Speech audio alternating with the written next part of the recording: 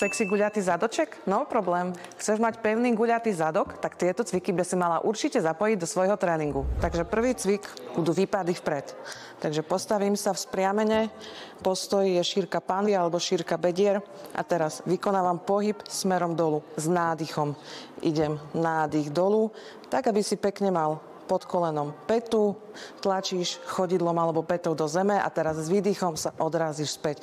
Buď môžeš striedať nohy, alebo môžeš robiť najprv na jednu a potom na druhú. Nezabudni, brucho máš spevnené, lopatky zatiahnuté a idem. Druhý cvik, ktorý nasleduje, je výpad do kríža, čiže rovnako ako pri tom prvom, stiahnuté brúško, teraz pohyb smeruje dole, idem dolu nádych, hore výdych, postoje, šírka bedier, dobre?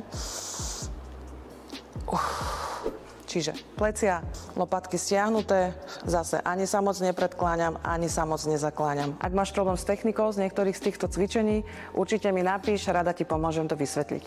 Tento cvik vykonávame v lahu na chrbte, láhnem si na chrbát, nohy mám na šírku panvy alebo šírku bedier, nohy sú cca v 90 stupňovom uhli, ruky mám na zemi a teraz v tejto polohe sa nadýchnem, idem hore, vydýchnem. Nezabudni hore stláčať zadok. Pánvu vytláčam čo najvyššie ma pustí. Snažím sa mať plný rozsah pohybu.